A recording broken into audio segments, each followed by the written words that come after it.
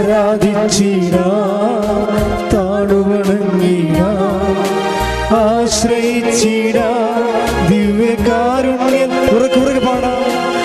ആരാധിച്ചിടാം, താണുവണങ്ങിടാം, ആശ്രയിച്ചിടാം ദിവ്യകാരുണ്യത്തെ. സ്തുതിക്കട്ടെ. Hallelujah, hallelujah. യേശുവേ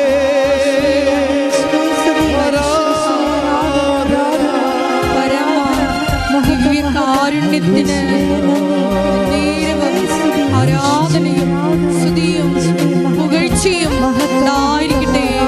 പരിശുദ്ധ പരമ ദിവ്യകാരുണ്യത്തിന് ആരാധനയും സ്തുതിയും പുകഴ്ചയും ഉണ്ടായിരിക്കട്ടെ. പരിശുദ്ധ പരമ ദിവ്യകാരുണ്യത്തിന് ആരാധനയും സ്തുതിയും പുകഴ്ചയും ഉണ്ടായിരിക്കട്ടെ. ദിവ്യകാരുണ്യത്തിൻ മുൻപിൽ മാറാത്ത ദുഃഖങ്ങളില്ല, ദിവ്യകാരുണ്യത്തിൻ മുൻപിൽ തീരാത്ത ദുരിതങ്ങളില്ല, ദിവ്യകാരുണ്യത്തിൻ മുൻപിൽ ഉണങ്ങാത്ത മുറിവുകളില്ല, ദിവ്യകാരുണ്യത്തിൻ മുൻപിൽ തോരാത്ത കണ്ണുനീരില്ല. കൈകൾ വീശി ആരാധിച്ചിടാം, താണുവണങ്ങിടാം, ആശ്രയിച്ചിടാം ദിവ്യകാരുണ്യത്തെ. എൻ്റെ പ്രിയപ്പെട്ടവരെ, why should I be helped? ഞാൻ എന്തുകൊണ്ട് ദൈവത്താൽ സഹായിക്കപ്പെടണം? Why should God help me?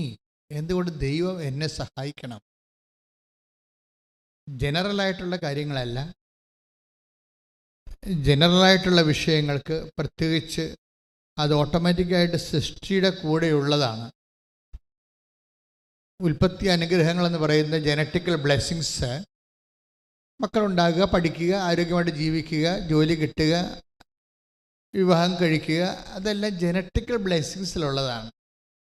സന്താന പുഷ്ടിയോടെ പെരുകി ഭൂമിയെ നിൻ്റെ ജീവിതത്തെ കീഴടക്കുക എന്നുള്ളത് ആദ്യമേ ദൈവം കൊടുത്തിരിക്കുന്ന ബ്ലെസ്സിങ്സാണ്. ഈ ജനറ്റിക്കൽ ബ്ലെസ്സിങ്സ് യുക്തിവാദികളും നിരീശ്വരവാദികളായാലും ശരി, അവർക്കും കുഞ്ഞുങ്ങളുണ്ടാകുകയും ജോലി കിട്ടുകയൊക്കെ ചെയ്യും, വീട് വെക്കുകയും ചെയ്യും. അതിനൊന്നും പ്രാർത്ഥനയുടെ ഒരു ആവശ്യമില്ല. We are speaking about the particular blessings, വിശിഷ്യ ഉള്ള അനുഗ്രഹങ്ങൾ. ഈ വിശിഷ്യ ഉള്ള അനുഗ്രഹങ്ങളെന്ന് പറയണത് ഒരു ഓർഡിനറി എപ്പോക്കിൽ നിന്ന് പെട്ടെന്ന് ട്വിസ്റ്റിങ് സംഭവിച്ചിട്ട് നമ്മളുടെ മുഴുവൻ മെറിറ്റ് വാനിഷ് ഔട്ടായിട്ട് we will be reduce into zero merit. ഈ സീറോ മെറിറ്റ്കാരാണ് ഒരു ദൈവത്തിൻ്റെ സ്പെഷ്യൽ സഹായം ആവശ്യമായി വരുന്നവർ. അതുകൊണ്ട് നമ്മൾ ഇവിടെ ഇരിക്കണത്. നോർമലായിട്ട് ഓർഡിനറി ആയിട്ട് നടക്കുന്ന പല കാര്യങ്ങൾ നടക്കാതെ നമ്മളത് എക്സ്ട്രാ ഓർഡിനറി ബ്ലെസ്സിങ്സിലേക്ക് വന്നിരിക്കുകയാണ്.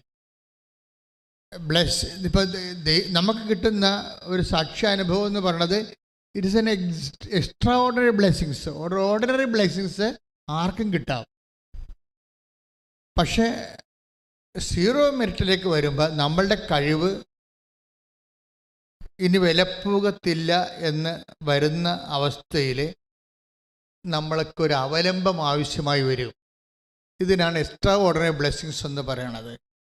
എക്സ്ട്രാ ഓർഡിനറി വിശേഷവിദ്യയായ അനുഗ്രഹങ്ങൾ ഏറ്റവും കൂടുതൽ ടാർപ്പിംഗ് നടക്കുന്നത് കവനൻ്റിലാണ്, ഉടമ്പടിയിലാണ്. എക്സ്ട്രാ ഓർഡിനറി അനുഗ്രഹങ്ങൾ മനുഷ്യന് ഇന്നത്തെ കാലത്ത് ഏറ്റവും കൂടുതൽ ലഭിക്കുന്നത് ഉടമ്പടിയിലാണ്. കാര്യം നമ്മൾ ഒരു ദിവസം അപ്പ് ചെയ്യുന്നത് 20 സാക്ഷ്യങ്ങളാണ്. 10 സാക്ഷ്യങ്ങൾ ഇൻഡിവിജ്വൽ സാക്ഷ്യങ്ങൾ അപ്പ് ചെയ്യും. കൂടാതെ കളക്റ്റീവായിട്ട് ക്ലസ്റ്ററായിട്ട് ഒരു 15 സാക്ഷ്യം വേറെ അപ്പ് ചെയ്യും. അതെല്ലാം സിംഗിൾ ഡേയിലാണ്.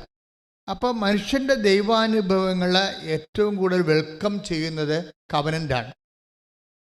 മനുഷ്യൻ്റെ ക്ലേശങ്ങൾ, വ്യത്യസ്തങ്ങളായ രീതിയിലുള്ള അവൻ്റെ ക്ലേശങ്ങളെ ഭയങ്കരമായ രീതിയിൽ ഹോൾ ഹാർട്ടഡ് വെൽക്കമിംഗ് ആണ് ഈ കവനൻറ്റിൻ്റെ പ്രൊവിഷനിൽ നടക്കുന്നത്. Covenant is a provision of God where God welcomes everybody in any situation.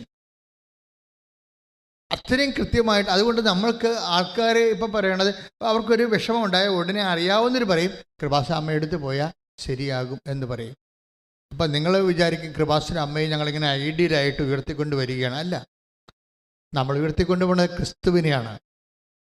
കൃപാസന അമ്മയുടെ ഒരു മോഡ് ഓഫ് ഓപ്പറാന്തിയിൽ നമ്മൾ ക്രിസ്തുവിനെ ഇങ്ങനെ ഹൈലൈറ്റ് ചെയ്യാൻ വേണ്ടി ഇന്ന് ഉപയോഗിക്കുന്ന ഏറ്റവും മീനിങ് ഫുള്ളായിട്ടുള്ള ഒരു ഓപ്പറേഷൻ മോഡാണ് മരിയൻ ഉടമ്പടി എന്ന് പറയണത്. നിങ്ങൾ നോക്കിയാൽ മനസ്സിലാവും. നിങ്ങളോട് ഞങ്ങൾ പറയണതും മാതാവിന് സാക്ഷ്യം വഹിക്കാനല്ല പറയണത്, ഞങ്ങൾ പറയണത് ക്രിസ്തുവിന് സാക്ഷ്യം വഹിക്കാനാണ് പറയുന്നത്. ഇന്ന് സഭയ്ക്ക് ഏറ്റവും ആവശ്യമുള്ളത് ദൈവം ഈ ഭൂമിയിലുണ്ട്. വിഷമസന്ധിയിലിരിക്കുന്ന മനുഷ്യനെ ആശ്വാസത്തിൻ്റെ കൈകൾ അവൻ നീട്ടിത്തരും. ആരിലേക്കാണ് അത് നീട്ടിത്തരണത്? അങ്ങനെ ആശ്വാസത്തിൻ്റെ കൈകൾ നമുക്ക് ലഭിക്കുന്നതിന് നമ്മൾ എന്താണ് ചെയ്യേണ്ടത്? ഞങ്ങൾ എന്താണ് ചെയ്യേണ്ടത് എന്ന് ബൈബിള് കേൾക്കുന്ന ആൾക്കാർ ഉടനെ ചോദിക്കുന്നത്, ഞങ്ങൾ എന്താണ് ചെയ്യേണ്ടത്? Take the word of God. ഞങ്ങൾ എന്താണ് ചെയ്യേണ്ടത്? സ്നാപക യോഹന്നാനോട് ജനങ്ങൾ പട്ടാളക്കാരൊക്കെ ചോദിച്ചതാണ്. ശ്രുതികട്ടെ ഹല്ലേലൂയ. യേശുവേ നന്ദി. Hallelujah hallelujah hallelujah hallelujah hallelujah. 3:10 വിശുദ്ധ ലൂക്കായുടെ സുവിശേഷം 3-ാം അധ്യായം 10-ാമത്തെ വാക്യം. ജനക്കൂട്ടം അവനോട് ചോദിച്ചു. പറഞ്ഞ ജനക്കൂട്ടം അവനോട് ചോദിച്ചു, ഞങ്ങൾ എന്താണ് ചെയ്യേണ്ടത്? അവൻ പറഞ്ഞു, രണ്ടുടുപ്പുള്ളവൻ ഒന്ന് ഇല്ലാത്തവന് കൊടുക്കട്ടെ, ഭക്ഷണം ഉള്ളവനും അങ്ങനെ ചെയ്യട്ടെ. ചുങ്കക്കാരും സ്നാനം സ്വീകരിക്കാൻ വന്നു. അവരും അവനോട് ചോദിച്ചു, ഗുരോ, ഞങ്ങൾ എന്ത് ചെയ്യണം? അവൻ പറഞ്ഞു, നിങ്ങളോട് ആജ്ഞാപിച്ചിട്ടുള്ളതിൽ കൂടുതൽ ഈടാക്കരുത്. പടയാളികളും അവനോട് ചോദിച്ചു, ഞങ്ങൾ എന്ത് ചെയ്യണം? അവൻ അവരോട് പറഞ്ഞു, നിങ്ങൾ ആരെയും ഭീഷണിപ്പെടുത്തരുത്, വ്യാജമായ കുറ്റാരോപണവും അരുത്, വേതനം കൊണ്ട് തൃപ്തിപ്പെടണം. ചുങ്കക്കാരോട് എന്താ പറഞ്ഞത്? നിങ്ങൾ ആരോടും കൂടുതൽ ഈടാക്കരുത്. അപ്പോൾ ഈ കൂടുതൽ ഈടാക്കുക എന്നുള്ളത് എപ്പോഴും നമ്മളുടെ ജീവിതത്തിലുള്ള ഒരു ജന്മിത്വ മനോഭാവങ്ങളിൽ വരുന്ന ഒരു സംഭവമാണ്. നമ്മളെല്ലാവരും ജന്മികളാണേ. ഇവിടെ ആരും തൊഴിലാളികളും കുടികിടപ്പുകാരും ഇല്ല, എല്ലാവരും ജന്മികളാണ്. അവരുടെ താഴെ ഉള്ളവരോട് അവർ കൂടുതൽ ഈടാക്കും. എപ്പോഴായാലും അവരുടെ റൂളിങ്ങിൻ്റെ താഴെയുള്ളത് ആരാണ്, അവരോട് അവരുടെ എല്ലൊടിയണ രീതിയിൽ അവർ നമ്മൾ ഈടാക്കും. അതാണ് എല്ലാവരും ജന്മികളാണെന്ന് പറയണത്. ആരെങ്കിലും ഒരു വംശത്തെ ജന്മികളായിട്ട് അവരുടെ അരിവാൾ കൊണ്ട് അവരുടെ പെടലെടുക്കാൻ നടക്കേണ്ട ആവശ്യമില്ല. ബേസിക്കായിട്ട് മനോഭാവത്തിൽ എല്ലാവരും ജന്മികളാണ്. എല്ലാവരും അവരുടെ താഴെയുള്ളവർക്ക് നിന്ന് മാക്സിമം ഈടാക്കാൻ നോക്കും. ഇപ്പം ആങ്ങളമാരാണെങ്കിൽ പെങ്ങന്മാരെ കൊണ്ട് എന്തുമാത്രം ഒഴിക്കാൻ പറ്റും അത്രയും ചെയ്യും. അതുപോലെ ഭർത്താക്കന്മാർ ഭാര്യയെ കൊണ്ടും ചെയ്യും. ഇങ്ങനെ തങ്ങളുടെ കീഴിലുള്ള കൂടുതൽ ഈടാക്കുക, ഇതെല്ലാം സുവിശേഷത്തിൻ്റെ പെർസ്പെക്റ്റീവിൽ വരുന്ന വിഷയങ്ങളാണ്. നിങ്ങളൊന്ന് ചിന്തിക്കണം, നല്ലതാണ്. ഞാൻ ആരെങ്കിലും കൊണ്ട് കൂടുതൽ ഈടാക്കുന്നുണ്ടോ എന്ന് ചോദിക്കണം. ഇപ്പം ചില ആൾക്കാരെ കണ്ടില്ലേ, അതായത് അവരുടെ അടുത്ത് കണ്ണട ഇരിക്കുന്നുണ്ടെങ്കിലും പിള്ളേരെ വിളിക്കും, സജി എന്നൊക്കെ വിളിച്ചു വന്നിട്ട്, ഡാ സജി എന്താ അപ്പ കണ്ണട എന്തേ? കണ്ണട അപ്പൻ്റെ അടുത്തിരിപ്പില്ലേ, എടുക്കത്തില്ല അപ്പൻ. കൂടുതൽ ഈടാക്കുകയാണ്. ആ കൊച്ചിനെ വിളിച്ചുകൊണ്ട് വന്ന് പല കാര്യമുണ്ട്. ഇതാണ് ഞാൻ പറഞ്ഞത്, എല്ലാം ജന്മികളാണെന്ന് പറഞ്ഞതിൻ്റെ കാരണം ഇതാണ്. കണ്ണട അടുത്തിരിപ്പുണ്ടെങ്കിലും കളിക്കാൻ പോയ കൊച്ചിനെ വിളിച്ചു വരുത്തിയിട്ടുണ്ട്, അടുത്തുള്ള കണ്ണട ഇടിപ്പിക്കും, അവിടെ നിന്ന് അനങ്ങത്തില്ല. അപ്പം എല്ലാവരുടെ ഉള്ളിലും ഈ ഒരു സാധനം കിടക്കുന്നുണ്ട്. സുവിശേഷം സ്വീകരിക്കുമ്പോൾ ഇതിനൊരു മാറ്റം ഉണ്ടാകണം. ഉടമ്പടി നമ്മളെ വിളിക്കുന്നത് ഒരു മാറ്റത്തിലേക്കാണ്. ചുമ്മാ മാറ്റമല്ല, ക്രിസ്തുവിനെ ക്ഷണിക്കാൻ വേണ്ടിയുള്ള ഒരു മാറ്റമാണ്. പോശാനക്കാണെങ്കിലും ഒരു നീതി അവിടെ ഉണ്ട്. ഓശാന നമുക്ക് ഓശാന ഞായറാഴ്ച കഴിഞ്ഞ് നിൽക്കുന്ന സമയമാണിത്. അപ്പോൾ ഓശാന ഞായറാഴ്ച എന്താ പറയണത്? നിങ്ങൾ പട്ടണത്തിൽ ചെല്ലുമ്പോൾ കവാടത്തിങ്കൽ ഒരു കഴുതക്കുട്ടിയെ കെട്ടിയിരിക്കണത് കാണും. കഴുതക്കുട്ടിയെ കെട്ടിയിരിക്കണത് കാണും. തൽക്കാലം അതിന് വായ്പ വാങ്ങിച്ചാൽ മതി. അപ്പോൾ അവർ ചോദിക്കും, നിങ്ങൾ എന്തിനാണ് ഇതിനെ അഴിക്കണമെന്ന് ചോദിക്കും. അപ്പോൾ പറയും, ഗുരുവിന് ഇതിനെക്കൊണ്ട് ഇപ്പോഴാവശ്യമുണ്ട്, ആവശ്യം കഴിഞ്ഞ് തിരിച്ചു തരാം. അതാണ് അതിൻ്റെ നീതി എന്ന് പറയണത്. ഇപ്പോൾ നമുക്ക് കണ്ടവൻ്റെ മുതലാണെങ്കിലും നമുക്ക് തൽക്കാലം ആവശ്യപ്പെട്ടാലും നമ്മൾ അത് കഴിയുമ്പോൾ നമ്മൾ തിരിച്ച് കൊടുക്കണം. അതാണ് സംഭവം. നിങ്ങൾ ചിന്തിച്ചാൽ മതി. ഒരു ആവശ്യത്തിന് വേണ്ടി മേടിച്ചതാണ്. എന്നിട്ട് അവർ പിന്നെ അവസാനം തിരക്കി വീട്ടിൽ വരുമ്പോഴാണ്, ഓ ഞാൻ മറന്നുപോയി എന്ന് പറയും. ഓ പറഞ്ഞിട്ട് ഞാൻ മറന്നുപോയി എന്ന്. അപ്പം ചില പറയും, ഞാനിപ്പോൾ അങ്ങോട്ട് കൊണ്ടുവരാൻ ഇരിക്കുകയായിരുന്നെന്ന് പറയും. വെറുതെ കള്ളത്തരം. ഇതെല്ലാം കള്ളത്തരമാണ്. ഇതിലൊന്നും ഇവർക്കൊന്നും ഉടമ്പെടുക്കാൻ പറ്റത്തില്ല. കാര്യം എന്താണ്? അവർ കൂടുതൽ ഈടാക്കണവരാണ്. അപ്പം നിങ്ങളൊന്ന് ആത്മശോധന, ഞാൻ കൂടുതൽ ഈടാക്കുന്നുണ്ടോ എല്ലാ വിഷയത്തിനും? പട്ടാളക്കാരോട് പറയണത് എന്താണ്? നിങ്ങൾ ഗുണ്ടകളാണ്, സർക്കാരിൻ്റെ ഒഫീഷ്യൽ ഗുണ്ടകളാണ്. പക്ഷേ ഗുണ്ട പണി എല്ലായിടത്തും പോയി കാണിച്ചേക്കരുത്. അല്ലേ? ഇപ്പം പട്ടാളക്കാരും പോലീസുകാരെന്നൊക്കെ പറയുമ്പോൾ സർക്കാരിൻ്റെ ഒഫീഷ്യലായിട്ടുള്ള മർദ്ദന ഉപകരണങ്ങളാണ് അവർക്ക് അവരുടെ ജോലി അതാണ്. കാര്യം തിന്മ ചെയ്യുന്നവനെ ജനങ്ങൾക്ക് സുരക്ഷിതവും സമാധാന ജീവിതവുമായി കൊടുക്കാൻ വേണ്ടി അവർ ഗുണ്ടാപ്പണി സർക്കാരിന് വേണ്ടി ചെയ്യുന്ന ആൾക്കാർ, പട്ടാളക്കാരല്ല. ഇപ്പോഴും അല്ല, പണ്ടും അങ്ങനെ തന്നെ. ആ പണി ഇല്ലെങ്കിൽ ഈ സമൂഹം നശിച്ചു പോകും. പട്ടാളക്കാരും പോലീസുകാരൊക്കെ ഇല്ലെന്നുണ്ടെങ്കിൽ നാട്ടിൽ കണ്ട എല്ലാ ബുദ്ധിയും ബോധവും ഇല്ലാത്ത, നിയമബോധവും ഇല്ലാത്ത, നിയമത്തോട് ബഹുമാനം ഇല്ലാത്തവന്മാരെല്ലാം ഗുണ്ടകളാവും. അങ്ങനെ ജനജീവിതത്തിൻ്റെ സമാധാനം നഷ്ടപ്പെടും.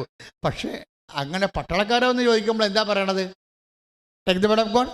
പട്ടാളക്കാരോട് വന്ന് ചോദിച്ചു, പടയാളികളും അവനോട് ചോദിച്ചു, ഞങ്ങൾ എന്ത് ചെയ്യണം? അവൻ അവരോട് പറഞ്ഞു, നിങ്ങൾ ആരെയും ഭീഷണിപ്പെടുത്തരുത്, വ്യാജമായ കുറ്റാരോപണവും അരുത്, വേതനം കൊണ്ട് തൃപ്തിപ്പെടണം. വ്യാജമായ കുറ്റാരോപണം ചെയ്യരുത്.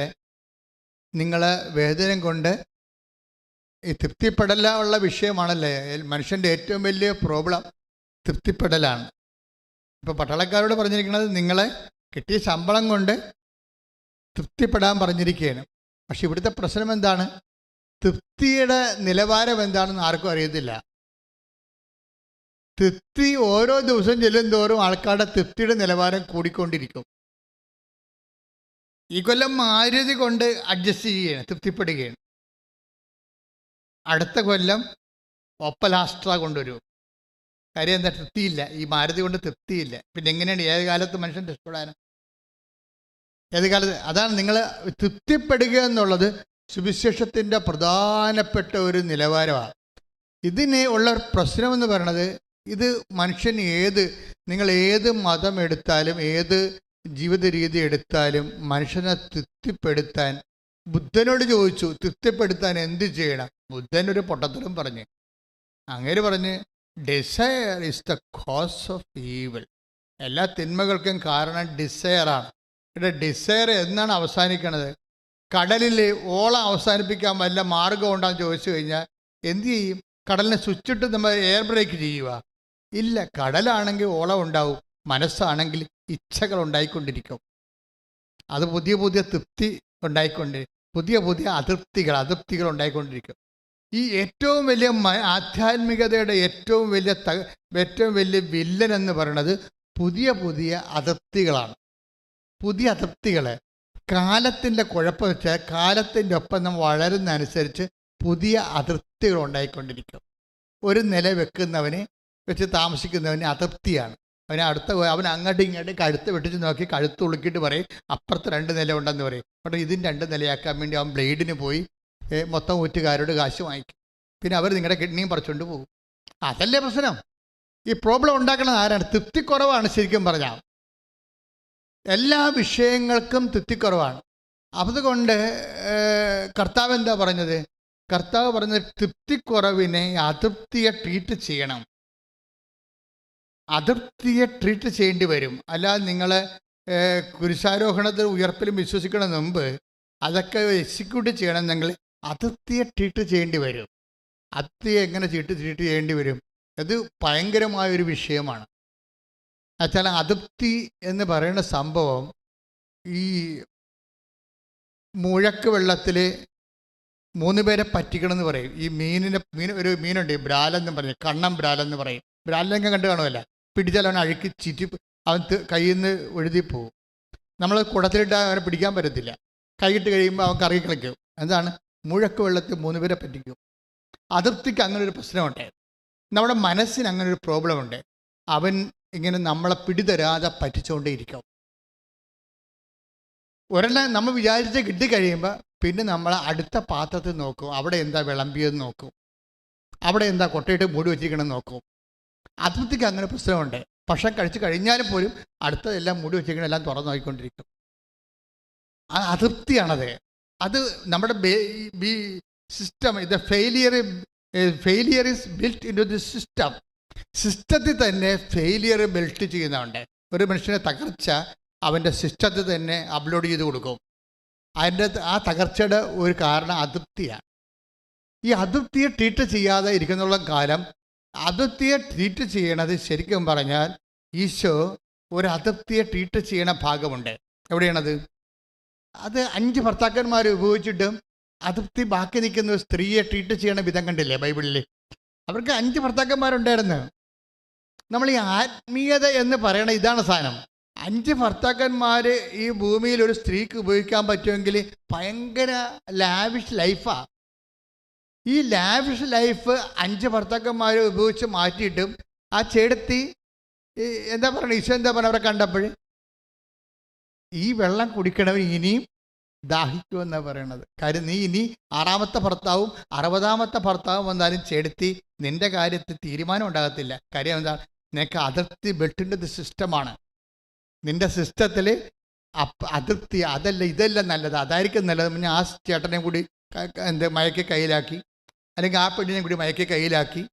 ഇങ്ങനെ അതല്ല ഈ ഭർത്താക്കന്മാർ, ഭാര്യമാർ, നല്ല ഭാര്യമാരും ഉണ്ടാക്കണം. മറ്റു പെണ്ണുങ്ങളെ ഇങ്ങനെ കറങ്ങി പൂവാലന്മാർ നടക്കില്ല. ഭർത്താക്കന്മാരാണെങ്കിലും അവർ ബേസിക് പൂവാലന്മാരായിട്ട് നടക്കുന്നവർ ഇപ്പോഴും ഉണ്ട്. അതല്ലേ ഭാര്യമാരൊക്കെ ചിലരൊക്കെ ഇങ്ങനെ തീ കത്തിച്ചൊക്കെ മരിക്കണേ. എന്താ കാര്യം? ഈ മനുഷ്യൻ്റെ മൊബൈൽ നോക്കിയിട്ടാണ്. ഇയാൾ നമ്മളോട് സംസാരിക്കാൻ അയാൾക്ക് സമയമില്ല. എന്നാൽ മൊബൈൽ അയാൾ പുറത്തിറക്കും, ഭയങ്കരമായിട്ടുള്ള 1 മണിക്കൂറൊക്കെ സംസാരിക്കും. അപ്പോൾ ഇത് കാണുമ്പോൾ യഥാർത്ഥ സത്യസന്ധമായിട്ട് സ്നേഹിക്കുന്ന പെണ്ണുങ്ങൾക്ക് ജീവിക്കേണ്ടെന്ന് തോന്നിപ്പോവും. കാര്യം മനുഷ്യൻ്റെ അതൃപ്തിയാണ്. ഈ നോൻപ് കാലമാണ് ഇതിനൊക്കെ പറ്റുന്ന ഒരു സമയം, ഇതൊക്കെ ഒന്ന് കൈകാര്യം ചെയ്യാനുള്ള സമയം. പക്ഷേ നോൻപ് കാലത്ത് നമ്മൾ ഏറ്റവും കൂടുതൽ ലോകത്തന്മാരായി ജീവിക്കുന്ന ഒരു സമയമാണ് ചില ആൾക്കാർക്ക്. നോൻപ് ഉണ്ടായിട്ട് നോൻപ് എടുക്കാതെ ജീവിക്കുന്ന ആൾക്കാരില്ലേ?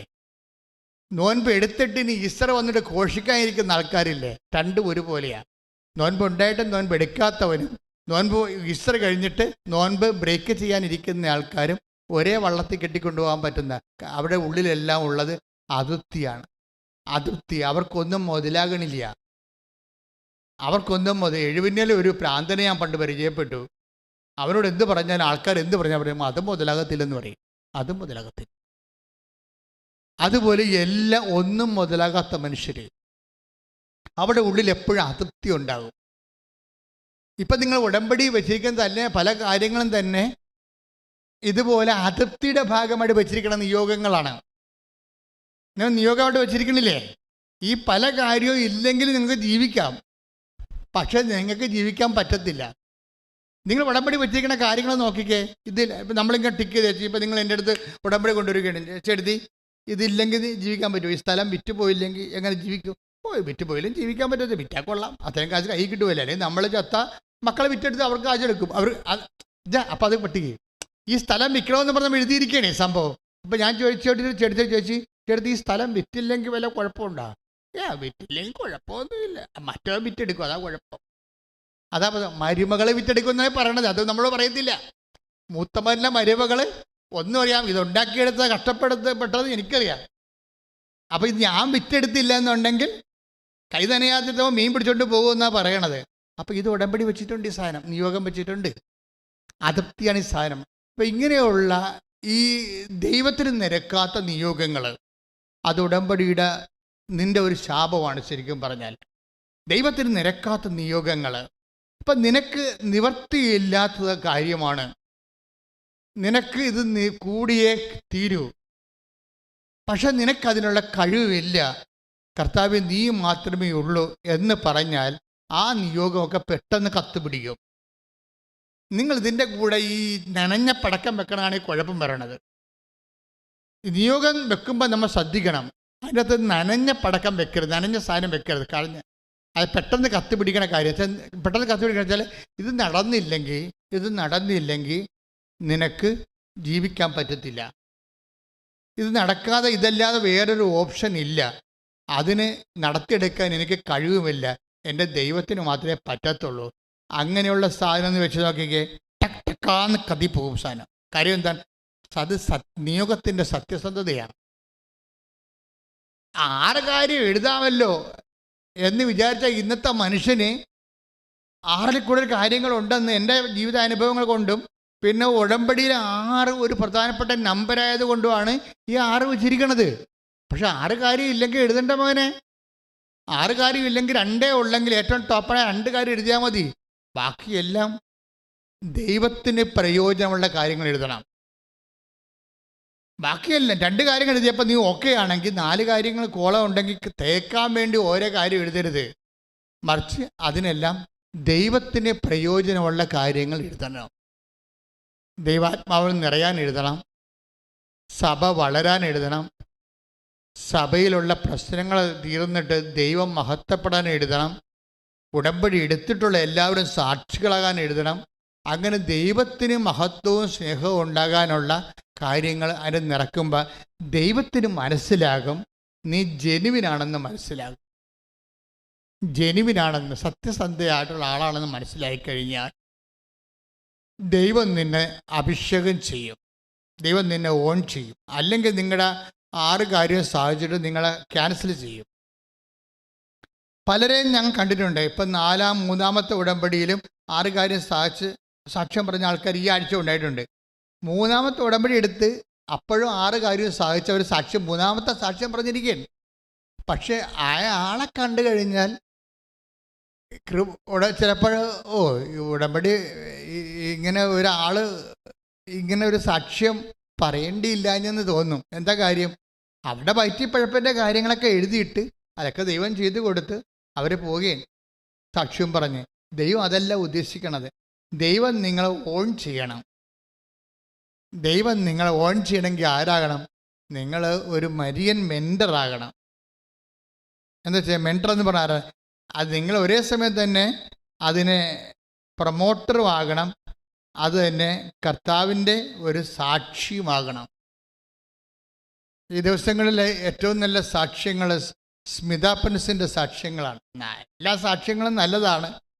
ഈ മരിയൻ മെൻറ്റർഷിപ്പ് ഉള്ളത് കൂടുതലുള്ളത് സ്മിത പ്രിൻസിൻ്റെ സാക്ഷ്യം. ഇത് സ്മിത പ്രിൻസ് എന്ന് പറഞ്ഞത് കഴിഞ്ഞ പോലെ ഈ ദിവസം ഇവിടെ വന്ന ആളാണ്. അതായത് അതിനകത്ത് ശരിയില്ല, തൃശ്ശൂരത്ത് അവിടെ നിന്ന് വന്നതാണ്. സ്മിത പ്രിൻസിൻ്റെ പ്രോബ്ലം എന്താ? അവർ ഭർത്താവിനും ഭാര്യയ്ക്കും 35% അംഗവൈകല്യമാണ്, കാലിന് മുടന്തുള്ളവരാ. അപ്പോൾ വല്ലാത്ത മുടന്താൻ, നിൽക്കാൻ പറ്റുക, നടക്കാനും പ്രയാസമുള്ള ആൾക്കാരാണ്. അപ്പോൾ ഭർത്താവും ഭാര്യയുമാണ്, പക്ഷെ അവർക്ക് 3 കുഞ്ഞുങ്ങളുണ്ട്. അപ്പം 4-ാമത്തെ ഒരു കുഞ്ഞ് അവർക്ക് ജനിച്ച് പ്രഗ്നൻ്റായി. 4-ാമത്തെ കുഞ്ഞ് പ്രഗ്നൻ്റ് ആയപ്പോൾ അവരുടെ ജീവിതത്തിൽ സംഭവിച്ചത് അവർക്ക് ബ്ലീഡിങ് ആയി. പിന്നെ കുഞ്ഞിനെ തന്നെ വയറ് മുഴുവനും നെഞ്ചിൻ്റെ അകത്തോട്ട് കയറിയിരിക്കുകയാണ് സ്കാൻ ചെയ്തപ്പോൾ. അപ്പോൾ കുഞ്ഞ് മരിച്ചു പോകും. അപ്പോൾ അതായത് കുഞ്ഞ് മരിച്ചു പോകുന്നുള്ള കണ്ടീഷനായി. അതായത് ഈ നമ്മുടെ വയറില്ലേ, കുടൽ നെഞ്ചിലോട്ട് കയറിയിരിക്കുക. അപ്പോൾ അങ്ങനെ കയറിയിരിക്കുന്ന കാരണം ഡോക്ടർ പറഞ്ഞ് കുഞ്ഞിനെ അബോർട്ട് ചെയ്യണമെന്ന് പറഞ്ഞു. അപ്പോൾ അബോർട്ട് ചെയ്യണമെന്ന് പറഞ്ഞപ്പോൾ ഇവർക്ക് ഭയങ്കര സങ്കടമായി. അപ്പം ഭർത്താവ് പറഞ്ഞ് അങ്ങനെയാണെങ്കിൽ സ്മിത സൗമ്യ അതിനെ അബോർട്ട് ചെയ്താൽ നമുക്കറിയാമല്ലോ, ഒരു ഗർഭിണിയായ ഭാര്യയ്ക്ക് ഫസ്റ്റ് സപ്പോർട്ട് ആരാണ്? ഹസ്ബൻഡാണ്. അപ്പം ഹസ്ബൻഡ് തന്നെ സൗമ്യ, കാര്യം ഇവൾ മുടന്തിയല്ലേ. ഈ 7ാമത്തെ മാസം ഈ മുടന്ത് കാലം വയറും വരച്ചുകൊണ്ട് ഈ കുഞ്ഞിന് വേണ്ടി രക്തസാക്ഷിയായിട്ട് ജീവിക്കണേ. മുടന്തുണ്ട്, പിന്നെ വയറും വലുതാണ്, 7 മാസം ആയില്ലേ. ഇപ്പോഴാണ് ഈ വയറ് മുഴുവനും കയറി നെഞ്ചിലിരിക്കണത്. ഇപ്പോഴാണ് കുഞ്ഞിൻ്റെ ശ്വാസം മുട്ടണത്, കുഞ്ഞ് വയറ്റിൽ കിടന്ന് മരിക്കാൻ പോകണത്.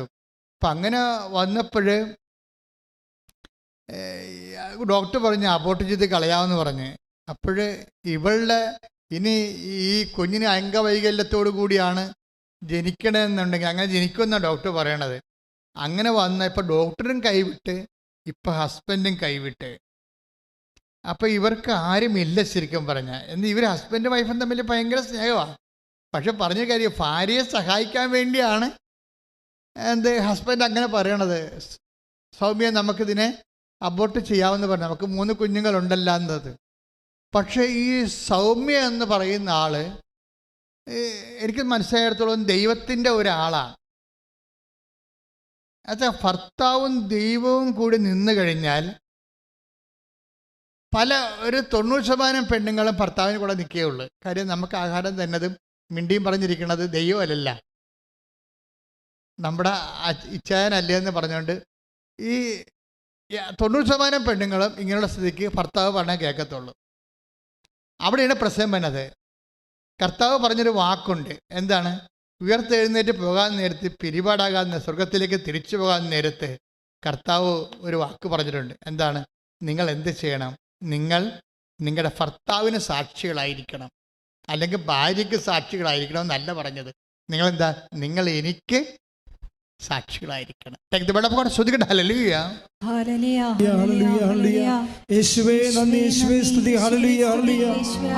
പ്രവർത്തനങ്ങൾ 1:8. അപ്പോസ്തല പ്രവർത്തനം 1:8. എന്നാൽ പരിശുദ്ധാത്മാവ് നിങ്ങളുടെ മേൽ വന്നു കഴിയുമ്പോൾ, എന്നാൽ പരിശുദ്ധാത്മാവ് നിങ്ങളുടെ മേൽ വന്നു കഴിയുമ്പോൾ നിങ്ങൾ ശക്തി പ്രാപിക്കും.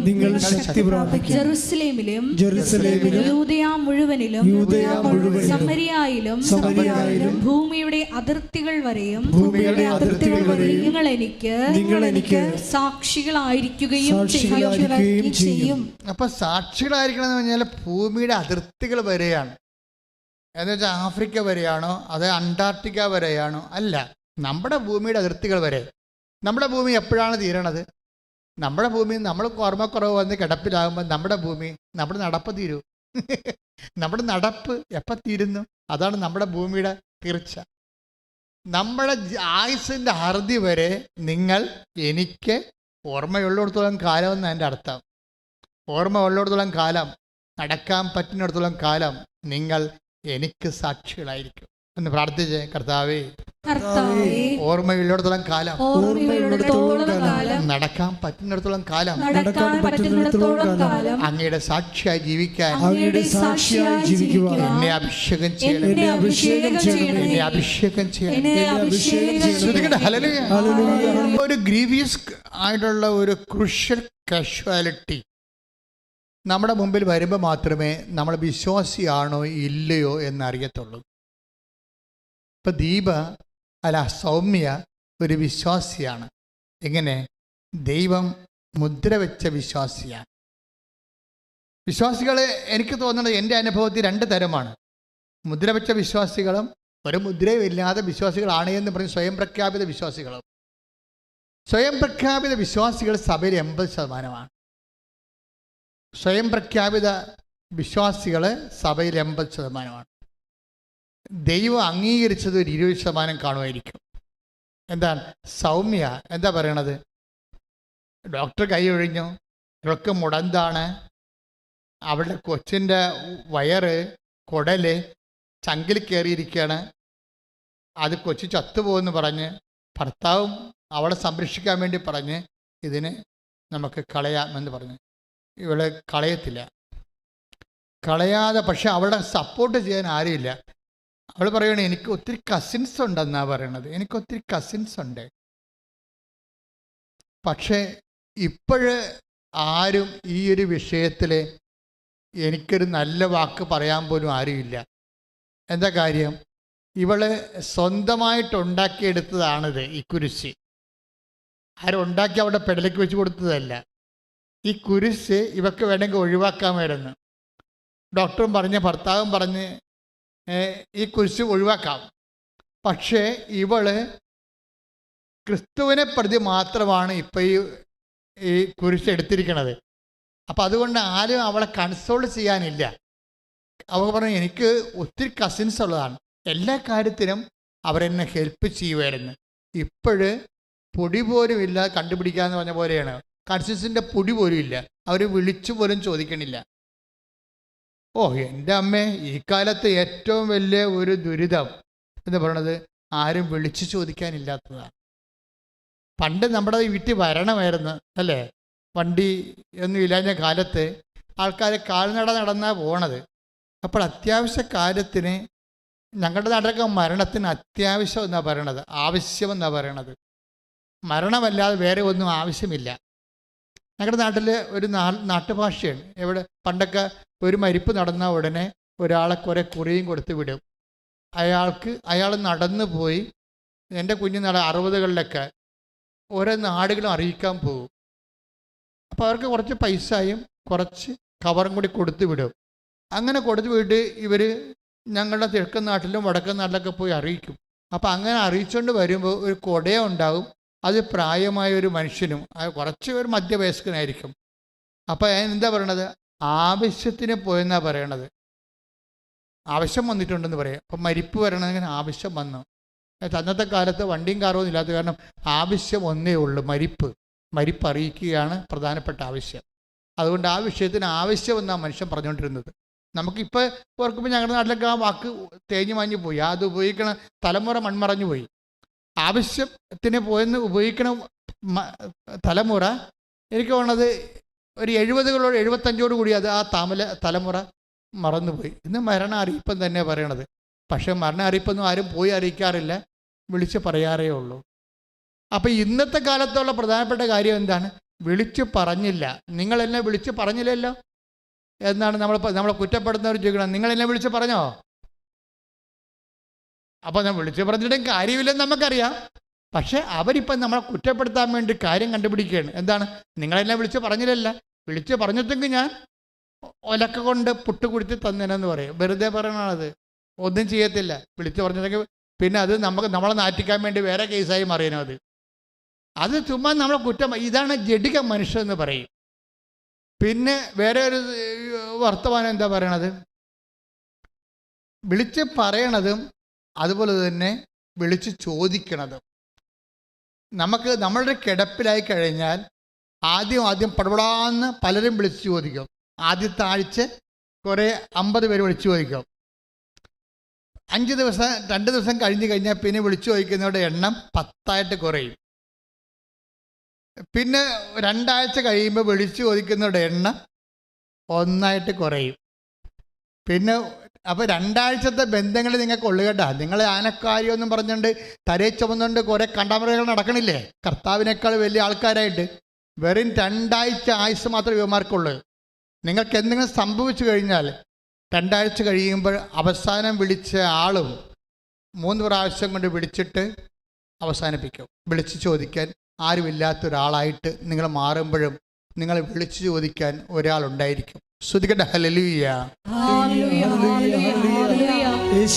ഞങ്ങളുടെ തകർച്ചകളിൽ ആദ്യം വരെ കൂടി നന്ദി പറയാം.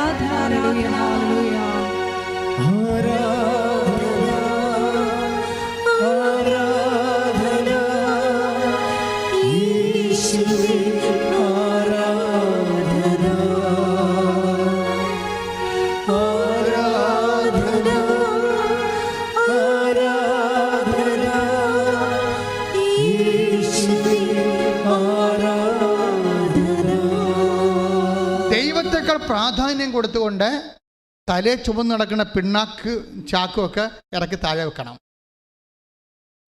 ഞാൻ ബന്ധുക്കളാണ്, സ്വന്തപ്പെട്ടവരാണെന്നൊന്നും പറയണില്ല. ദൈവത്തെക്കാൾ പ്രാധാന്യം ആർക്ക് നിങ്ങൾ കൊടുത്താലും അത് നനഞ്ഞ പിണ്ണാക്കും ചാക്കാണ്. 3 മാസം കഴിഞ്ഞാൽ പിന്നെ അവർ നമ്മളോട് വിളിച്ച് ചോദിക്കത്തില്ല. നിന്നെ വിളിച്ചു ചോദിക്കാനുള്ള അവസാനത്തെ ആളും നിന്നെ കൈവിട്ടാലും നിന്നെ വിളിച്ചു ചോദിക്കുകയും നീ ഇനി ഒടുവിൽ ഒരു കണ്ണീരായി നിന്റെ അന്ത്യയാത്രയ്ക്ക് പോകുമ്പോഴും ഒരു മനുഷ്യൻ അവിടെ കൈയും കാണിച്ച് നിൽക്കുന്നുണ്ടാകും. അവൻ്റെ കയ്യൊരു അണിപ്പഴുതുണ്ടാകും. അവൻ്റെ പേരാണ് ക്രിസ്തു. കൈയടിച്ച് സ്തുതിക്കട്ടെ. ഹല്ലേലൂയ. ഒരു ദിവസം താബോർ മലയുടെ മുകളിൽ നിൽക്കുകയായിരുന്നു. വിശുദ്ധ നാട്ടിൽ പോയപ്പോൾ എനിക്ക് ഏറ്റവും കൊതിയോടെ ഞാൻ കയറിപ്പോയ ഒരു മലയാണ് താബോർ മല. കുറേ ജീപ്പിൽ പോകാം, പിന്നെ നമുക്ക് നടന്നു പോകാം. നടന്നു പോണത് വല്ലാത്തൊരു എക്സ്പീരിയൻസാണ്. കാര്യം നടന്നു പോകണമെങ്കിൽ ചങ്ങലവട്ട കയറി നമ്മൾ പോകുമ്പോൾ 1 കിലോമീറ്റർ ഉണ്ട് നടക്കാൻ. ചില സമയത്ത് വഴി നേരെ വരും, ചില സമയത്ത് വഴി വളഞ്ഞു വരും, ഇങ്ങനെ വരും. അപ്പോൾ ഈ നടന്നു പോകുമ്പോൾ നമ്മൾ കർത്താവ് രൂപാന്തരപ്പെട്ട ആ ഒരു തനത് ഇടത്തിലേക്ക് നമ്മൾ പോവുകയല്ലേ. നമ്മളും നടന്ന് ചെല്ലുമ്പോൾ നമ്മളൊരു പ്രാർത്ഥിക്കുന്നവർക്ക് ഒരു ഫീലിംഗ് ഉണ്ടാകും. ഇപ്പം ഞാനിങ്ങനെ താബോർ മലയിൽ 1.5 മണിക്കൂർ ഞാൻ അവിടുത്തെ കാറ്റും കൊണ്ട് കർത്താവ് നടന്ന സ്ഥലങ്ങളൊക്കെ പ്രാർത്ഥിച്ച്, ഞാൻ എൻ്റെ കൂടെ 5-8 പേരൊക്കെ ഉണ്ടെങ്കിലും ഞാൻ ഇവിടെ കൂടെ ഒന്നും കൂടിയിട്ടില്ല. ഈ 10 ദിവസം കൂടിയില്ല.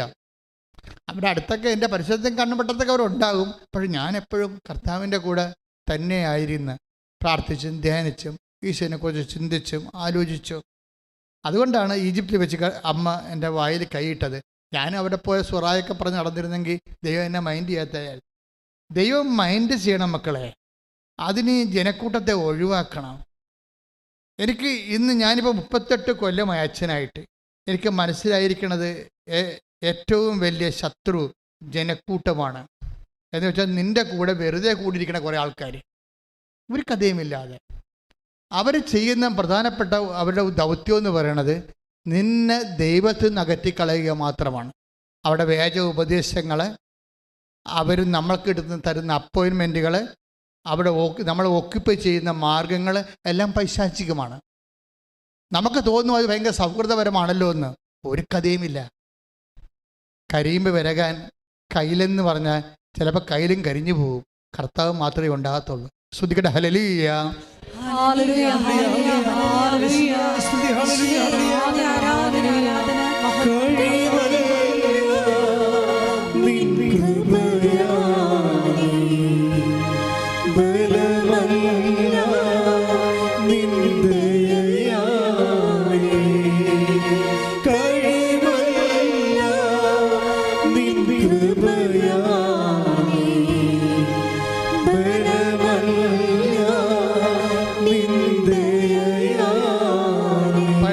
പരമദിവ്യകാരുണ്യത്തിന് ഞാനിങ്ങനെ താബോർ വരെ നിൽക്കുമ്പോൾ എനിക്ക് അവിടുത്തെ ടോപ്പോഗ്രഫിയെക്കുറിച്ച് ഏറെക്കുറെ ഒരു ധാരണയുണ്ട്. കിഴക്കോട്ടും തെക്ക് കിഴക്കോട്ടും നോക്കുമ്പോൾ താബോർ മലയിൽ നിന്ന് തെക്ക് കിഴക്കോട്ട് നോക്കുമ്പോൾ ഹെർമോൺ മലയാണ്. ഒരകല ഒരു ക്യാൻവാസിൽ മല വരച്ചതുപോലെ തോന്നത്തുള്ളൂ നമുക്ക്. പക്ഷെ അവിടെ മഞ്ഞ് പെയ്യുന്നത് മനസ്സിൽ എവിടെയോ കുളിര് കോരുന്ന ഒരു അനുഭവം നമുക്കുണ്ടാകും. കാര്യം വി ആർ ഇൻ അനോയിൻറ്റിങ് സ്റ്റേജാണ്. അതിൻ്റെ വലതുവശത്തേക്ക് നോക്കുമ്പോൾ നയീം പട്ടണത്തിൽ നിന്ന് വരുന്നൊരു വഴിയാണ് താഴ്വാരങ്ങൾ കാണുന്നത്. നയീം പട്ടണത്തിലെ ആ വഴിയിലൂടെ ഒരിക്കലൊരു ശവവും വഹിച്ചുകൊണ്ട് ഒരു ചേടത്തി കരഞ്ഞുകൊണ്ട് വന്ന കാര്യം നമ്മളല്ലാതെ ഓർത്തു പോകോടിക്കുമ്പോൾ അപ്പോഴുണ്ട്. അത് കരഞ്ഞുകൊണ്ട് ഒരു വിധവ അവൻ്റെ മകനെ, ഒരു മകൻ്റെ ശവം അടക്കാൻ വേണ്ടി ഈ വഴിയിലൂടെ പോകുമ്പോഴേ കർത്താവ് ഈ ശവപ്പെട്ടിക്കും ഈ കണ്ണീരിനും കൈ തടയിടും. അതൊരു വല്ലാത്ത സുവിശേഷമാണത്. എന്നിട്ട് എങ്ങനെയാണ് തടയിടണത്? അതൊരു വിധവയാണെന്ന് അവൻ അറിഞ്ഞു. പിന്നെ എന്താണ് അവൻ അറിഞ്ഞത്? അവളുടെ ഏക സന്താനമാണ് ആ മരിച്ചു കിടക്കണമെന്നാണ് അറിഞ്ഞത്. പിന്നെ എന്താണ് അറിഞ്ഞത്? ഇവൻ മറം പറഞ്ഞാൽ അവൾക്ക് ഭക്ഷണം കൊടുക്കാൻ ആരുമില്ലെന്ന്. അങ്ങനെ 3 അറിവുകളാ ഈ കൈ തടയിടാൻ വേണ്ടി അവന്. അതാണ് ക്രിസ്തു എന്ന് പറയണത്. ഇതുപോലെ ആരുടെ ജീവിതം നശിച്ചു പോകുന്നുവോ അവിടെ നമ്മുടെ കൈ തടയിട്ടാൽ ആ സമയത്ത് നീയും ഞാനും ക്രിസ്തുവാകും. അതാണ് ഈസ്റ്ററിന്റെ ലക്ഷ്യം. ശ്രുതിക്കട്ടെ. ഹല്ലേലൂയ. അതാണ് extra ordinary circumstances of life എന്ന് ഞാൻ പറഞ്ഞത്. ജീവിതത്തിൻ്റെ വിശേഷ വിധിയായ സമയം. ഇവിടെ വിധവയ്ക്കൊന്നും ചെയ്യാനില്ല. ഇനി മരിച്ചു കിടക്കുന്ന മകനും ഒന്നും ചെയ്യാനില്ല. ഇത് ഇനി ഇവിടെ എന്തെങ്കിലും ചെയ്യാനുണ്ടെങ്കിൽ നിൻ്റെ ബന്ധുക്കൾക്കോ സ്വന്തപ്പെട്ടവർക്കോ സുഹൃത്തുക്കൾക്കോ ഒന്നും ഇവിടെ ചെയ്യാനില്ല. ഇവിടെ ദൈവത്തിന് മാത്രമേ എന്തെങ്കിലും ചെയ്യാൻ പറ്റത്തുള്ളൂ. ഇവിടുത്തെ നിയോഗത്തിൻ്റെ ഒരു സ്വാഭാവികത അതാണ്. ദൈവത്തിന് മാത്രമേ എന്തെങ്കിലും ചെയ്യാൻ പറ്റത്തുള്ളൂ. ആ ദൈവം അത് നിനക്ക് വേണ്ടി ചെയ്തിരിക്കാം. നീ പറഞ്ഞാലും ഇല്ലെങ്കിലും, നീ പ്രാർത്ഥിച്ചാലും ഇല്ലെങ്കിലും. അപ്പം ഈ ഒരു മേഖലയിലേക്ക് വരുമ്പോൾ നമ്മൾ ശ്രദ്ധിക്കേണ്ട ഒരു കാര്യമുണ്ട്.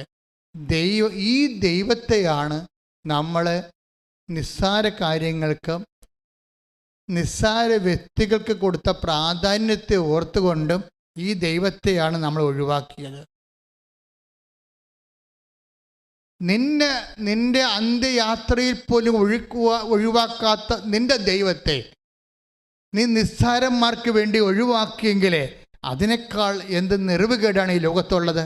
പ്രാർത്ഥിക്കുക, കർത്താവേ, ആരെല്ലാം നിന്നെ ഒഴിവാക്കിയാലും നിന്നെ കുറിച്ചുള്ള സത്യം ഗ്രഹിച്ചിരിക്കുന്ന ഞാൻ നിന്നെ ഉൾക്കൊണ്ടുകൊണ്ട് അന്ത്യം വരെ നിന്റെ സാക്ഷിയാകാൻ ജീവിക്കുവാൻ എന്നെ അഭിഷേകം ചെയ്യണം. എൻ്റെ പ്രിയപ്പെട്ടവരെ, എന്നിട്ട് ഈ കസിൻസ് എല്ലാ കാര്യങ്ങളും അവരെ കുറ്റം പറയാതെ കേട്ടോ.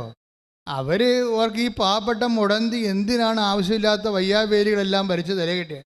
അവക്കിത് ഒഴിവാക്കാമായിരുന്നതല്ലേ? പിന്നെ എന്തിനാണ് സ്വന്തമായിട്ട് ഇത് ഏറ്റെടുത്തിരിക്കണമെന്ന് കൊണ്ട് കസിൻസ് ഒന്നും വിളിക്കാതെ? ചിലപ്പോൾ ഇവളുടെ സങ്കടം കേട്ടിട്ട് സഹിക്കാൻ പറ്റാതെ വിളിക്കാതിരിക്കാം. അങ്ങനെ വിളിക്കാതിരിക്കും ജനങ്ങൾ.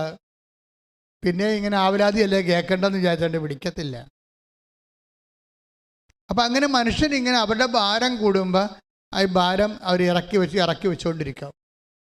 അതുകൊണ്ട് നമ്മൾ ഇന്നല്ലെങ്കിൽ നാളെ അവിടെ ചുമലിന്ന് നീ അവലംബം വെച്ചിരിക്കുന്ന ആൾക്കാരെ ഇറക്കി വെക്കുമെന്ന് അറിയണം. അതാണ് ഏറ്റവും വലിയ അറിവെന്ന് എനിക്ക് തോന്നുന്നത്. നീ ചുമന്നുകൊണ്ട് നടക്കുന്നവരെ ഇന്നല്ലെങ്കിൽ നാളെ ആഘോഷമായി നിന്നെ ഇറക്കി വെക്കുന്ന ഒരു കാലമുണ്ടാകും. കർത്താവിനും അറിയാമായിരുന്നു ഇറക്കി വെക്കുമെന്ന്. ചുമ്മാ ഗുരുവെന്നൊക്കെ വിളിച്ച് പരുവെന്നൊക്കെ വിളിച്ച് നടക്കണ വെറുതെയാണെന്ന് അറിയാമായിരുന്നു. നിങ്ങളെന്നാ ഇങ്ങനെ വിളിക്കും, പക്ഷെ തന്താങ്ങളുടെ വഴിക്ക് നിങ്ങളെ പോകും. തന്താങ്ങളുടെ വഴി എന്ന് പറഞ്ഞ് ബൈബിൾ ഉപയോഗിക്കുന്നൊരു വാക്കുണ്ട്, വല്ലാത്ത വാക്കാണ്. നിങ്ങളെല്ലാവരും എന്നെ ഉപേക്ഷിക്കുമെന്നും തന്താങ്ങളുടെ വഴിക്ക് പോകുമെന്ന്. ശ്രദ്ധിക്കട്ടെ. ഹല്ലേലൂയ.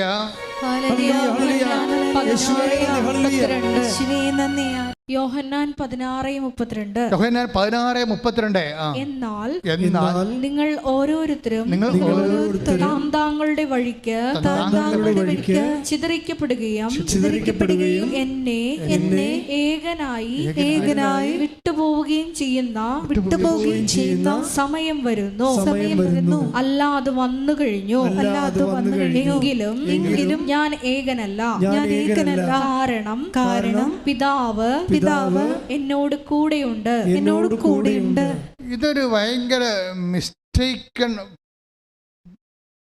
ആയിട്ടുള്ള ഒരു പ്രസ്താവനയാണ് ശരിക്കും പറഞ്ഞാൽ. അതായത് ഈശോയുടെ ഉപരി മനുഷ്യത്വത്തിലെ ഒരു മങ്ങിയ കാഴ്ച പോലെ ഈശോ കണ്ട ഒരു കാര്യമാണ്. എല്ലാവരും ഈശോനെ അങ്ങ് വിട്ടിട്ട് പോകുന്നു, തന്താങ്ങളുടെ വഴി. ഓരോരുത്തർക്കും നീ ചുമന്നുകൊണ്ട് നടക്കുന്ന എല്ലാവർക്കും അവരുടേതായിട്ടുള്ള തന്താങ്ങളുടെ ഒരു വഴിയുണ്ടെന്ന് വിചാരിച്ചോ. ആ വഴി വ്യക്തമായിട്ട് തെളിഞ്ഞ് എപ്പോൾ വരുന്നു, അപ്പം അവർ നിന്നെ ഉപേക്ഷിച്ചിരിക്കും. അതാണ് തന്താങ്ങളുടെ വഴി. ഇപ്പം കൂടെ കൂട്ടിക്കുന്ന ആൾക്കാർക്ക് അവരുടെ തന്താങ്ങളുടെ വഴി തെളിയാത്ത കൊണ്ടാണ് അവർ നിന്നെ ചുറ്റിപ്പറ്റി നടക്കണത്. അതാണ് ഈശോ പറഞ്ഞത്. നിങ്ങൾ 16:32 നിസ്സാര വചനമല്ല. നിങ്ങൾ ആരിലാണ് ആശ്രയം വെച്ചിട്ട് നോക്കണം. അതായത് ഈവൻ ഈശോ അല്ലാതെ ഇത് ഇത്രയും വെട്ടിമുറിച്ച് ആരും പറഞ്ഞിട്ടില്ല. എന്നെക്കാൾ ഉപരി ഭർത്താവിനെ സ്നേഹിക്കുന്നവൻ ഐ ഡോണ്ട് വാണ്ട് എനിക്ക് വേണ്ടെന്നാ പറഞ്ഞത്. Take the bed of God. ശ്രദ്ധിക്കട്ടെ. ഹല്ലേലൂയ. മത്തായി 10:37. മത്തായി സുവിശേഷം 10:37 വാക്യം. എന്നേക്കാൾ അധികം പറഞ്ഞേ. എന്നേക്കാൾ അധികം പിതാവിനെയോ മാതാവിനെയോ സ്നേഹിക്കുന്നവൻ എനിക്ക് യോഗ്യനല്ല.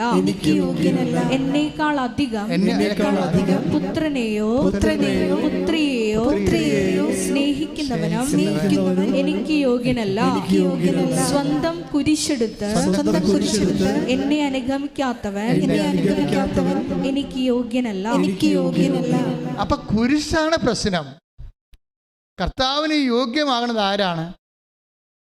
കുരിശാരാണ് എടുത്തിരിക്കുന്നത്?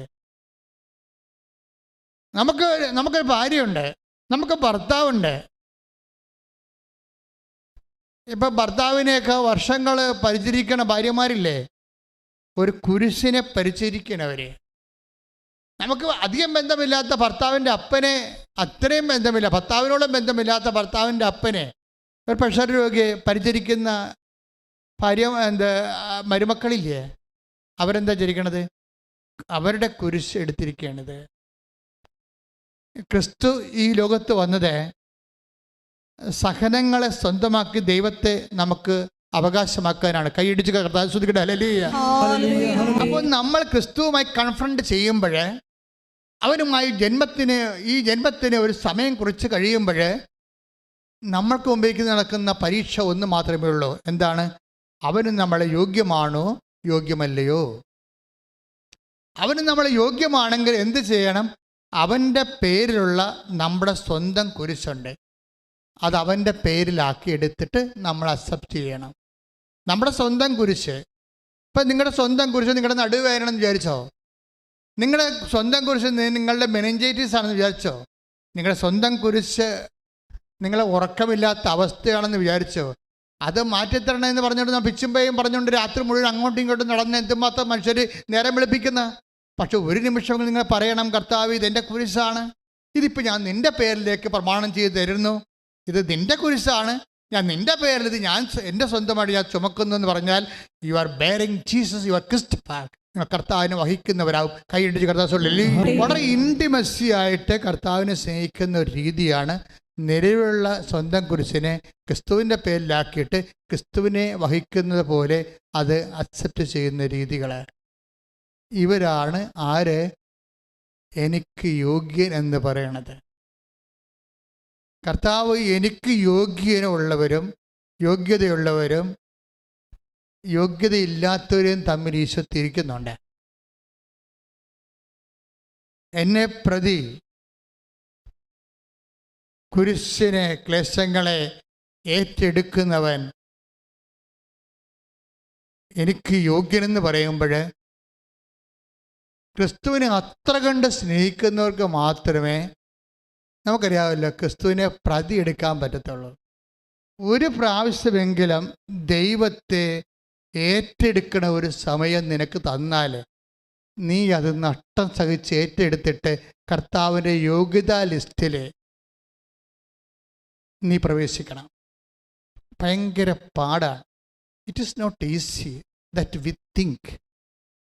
നമ്മൾ പറയും ക്രിസ്ത്യൻസ് ആണല്ലോ, അല്ലെങ്കിൽ ഞങ്ങൾ കൃപാസനത്തിൽ വന്ന്, നോൺ ക്രിസ്ത്യൻസ് ആണെങ്കിലും കൃപാസനത്തിൽ വന്ന് വചനം കേൾക്കുന്നവരാണല്ലോ എന്നൊക്കെ പറഞ്ഞാലും it is not that easy to be a member of the inner core.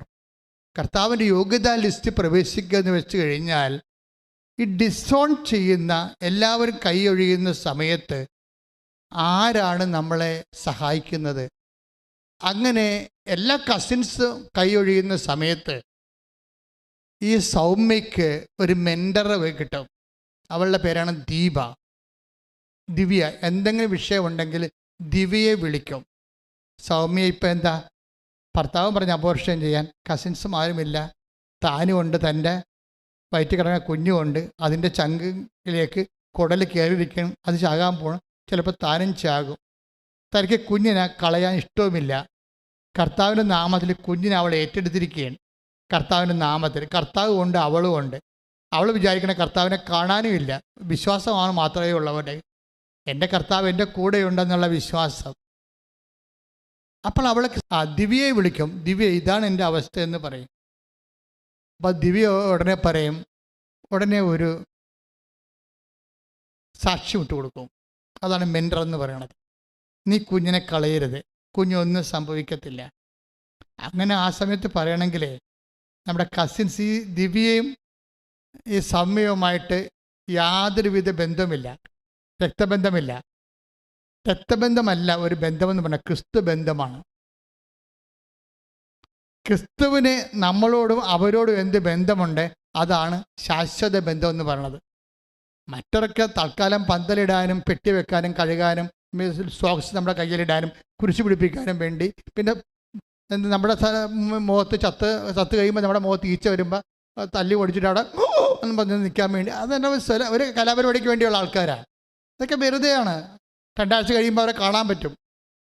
ഇപ്പം നമ്മൾ നിലയം വിളിച്ചുകൊണ്ട് ചോപ്പിട്ട് നിൽക്കുന്ന ആൾക്കാർ 2 ആഴ്ച കഴിയുമ്പോൾ കാണാൻ പറ്റും. അവർ മിക്കവാറും അടുത്ത കുഴിയാഴ്ചക്ക് വേണ്ടി അവർ വല്ല ബ്യൂട്ടി പാർലറുമായിരിക്കും മിക്കവാറും. ഞാൻ എത്ര ശവം കണ്ടതാണ്, എത്ര ശവങ്ങളുടെ ബന്ധുക്കളെ കണ്ടതാണ്. നമ്മളൊക്കെ ഇപ്പം ഇന്നലെ മോങ്ങിക്കൊണ്ട് തേങ്ങിക്കൊണ്ട് നിൽക്കുന്ന ആൾക്കാർ നമ്മുടെ കുഴിയാഴ്ചക്ക് 10 ബന്ധുക്കൾ വരുമ്പോൾ അവിടെ പന്നി ഇറച്ചിയും പശു ഇറച്ചിയും ഒക്കെ വിളമ്പണ സമയത്ത് വലിയ പോഷായിട്ടുള്ള ആൾക്കാർ വന്ന്, എത്ര കാറ് വന്ന്, അതിൻ്റെ ബ്രാൻഡ് എന്താണെന്ന് നോക്കത്തുള്ളൂ. ചത്തവൻ ചത്തുപോയി, ബ്രാൻഡിൻ്റെ എണ്ണിയിട്ട് തൻ്റെ സ്റ്റാറ്റസിൻ്റെ സിമ്പിൾ എണ്ണിയിട്ട് കോളർ വരിക്കാൻ വേണ്ടി നിൽക്കുകയാണ്. അവിടെ മുമ്പിൽ അഭ്യാസം കാണിക്കാൻ വേണ്ടി ബ്യൂട്ടി പാർലറിൽ പോകും. വയലറ്റ് സാരിയെങ്കിൽ വയലറ്റ് സാരി, അതിന് പറ്റിയ മസ്കാരായി, അതിന് പറ്റിയ ലിപ്സ്റ്റിക്കൊക്കെ ഇട്ടുകൊണ്ട് അവരെ വേഷം കിട്ടി അങ്ങോട്ട് വരും. വീഡിയോ ഉള്ളവൻ്റെ മുമ്പ് തിരിഞ്ഞ് നിൽക്കും അവർ. അത് ശവപ്പെട്ടിയുടെ അടുത്ത് പോയി തിരിഞ്ഞിക്കണ കാണാൻ ശരിക്കും പറ്റുമോ? മനുഷ്യൻ ഇത്രയേ ഉള്ളൂ. നീ തലയെ കൊണ്ട് നടക്കുന്നവരെ നാളെ നിന്നെ ഇറക്കി വെക്കും, അല്ലെങ്കിൽ നിനക്ക് ഇറക്കി വെക്കേണ്ടി വരും. കർത്താവ് ഒരിക്കലും നിനക്ക് ഇറക്കി വേണ്ടിക്കേണ്ടി വരാത്ത നിന്റെ ബന്ധമാണ് ശാശ്വത ബന്ധം. കൈയടിച്ച് കർത്താവ്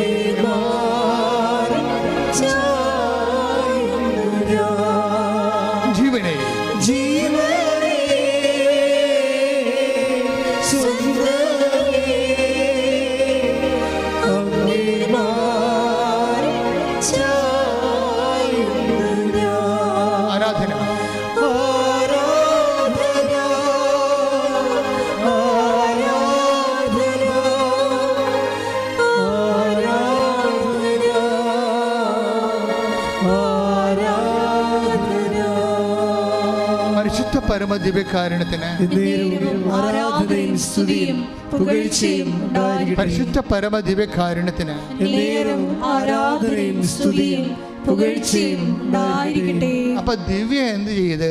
ദിവ്യ പറഞ്ഞ്, ഈ കുഞ്ഞൊന്നും സംഭവിക്കത്തില്ല, നീ കൃപാസനം മാതാവിന് കുഞ്ഞിനെ സമർപ്പിക്കണം, എന്നിട്ട് പോയി ഉടമ്പടി എടുക്കാൻ പറഞ്ഞ്. അപ്പോൾ ഈ 2 പേരും മുടന്തിയവരാണ്.